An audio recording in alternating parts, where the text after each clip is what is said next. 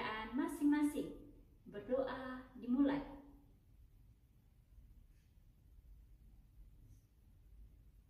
Berdoa selesai.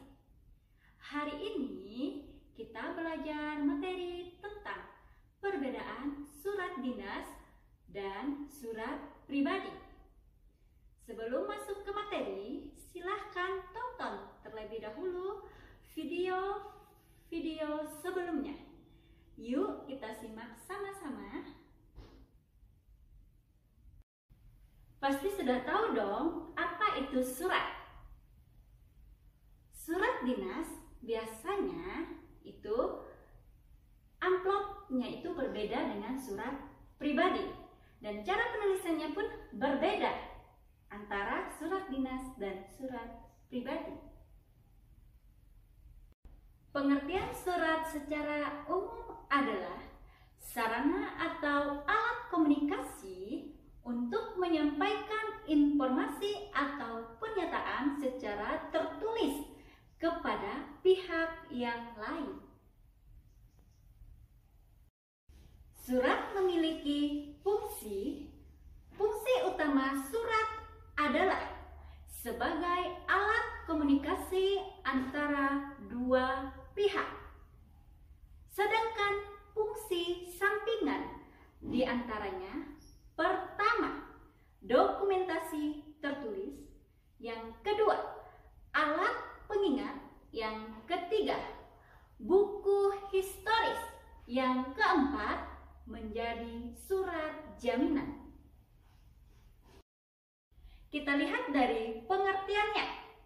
Pengertian surat pribadi adalah bentuk komunikasi tertulis yang dilakukan oleh seseorang kepada orang lain sebagai pribadi, bukan wakil atau urusan yang berkaitan dengan kelembagaan atau kedinasan resmi.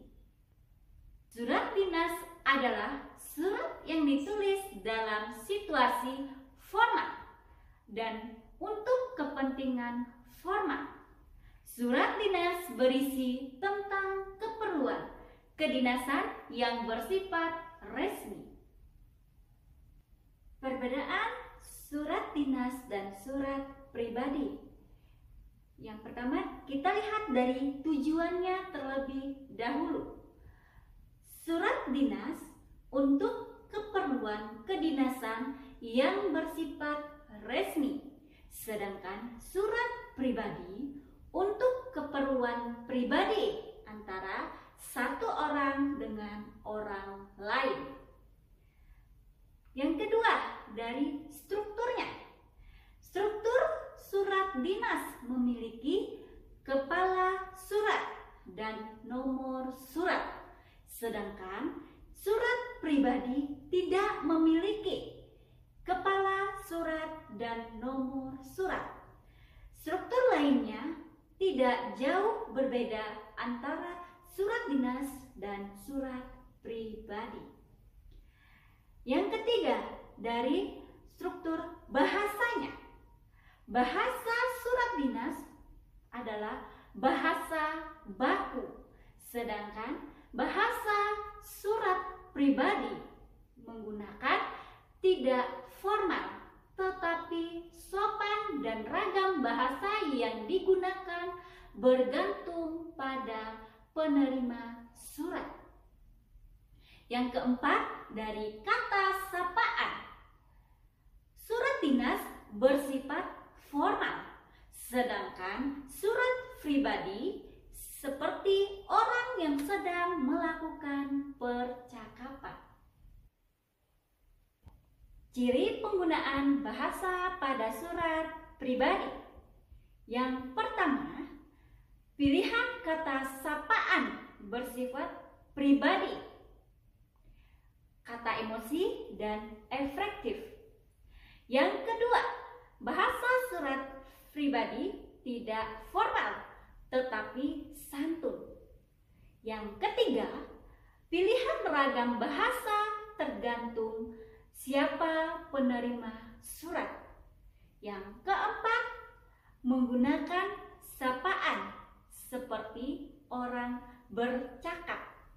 Yang kelima, menggunakan kata ganti orang pertama untuk pengirim dan kata ganti orang kedua untuk penerima. Sekarang saya akan tampilkan contoh dan struktur surat pribadi.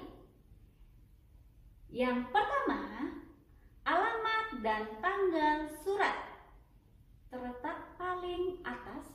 Yang kedua, salam pembuka setelah alamat dan tanggal surat.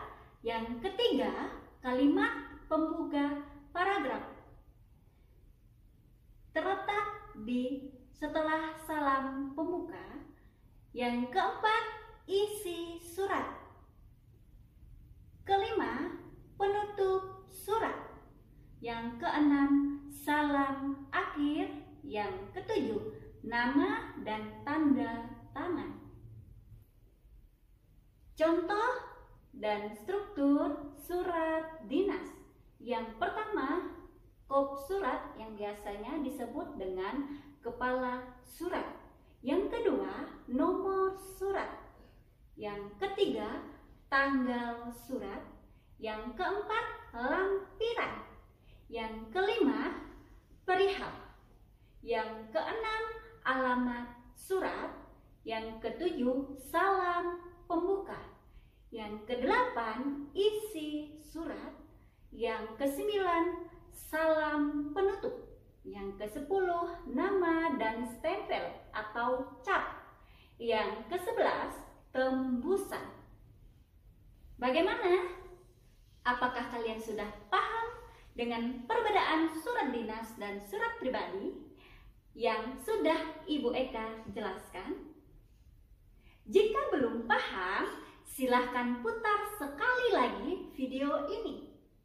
Dan sampai ketemu lagi di video berikutnya. Terima kasih, sampai jumpa.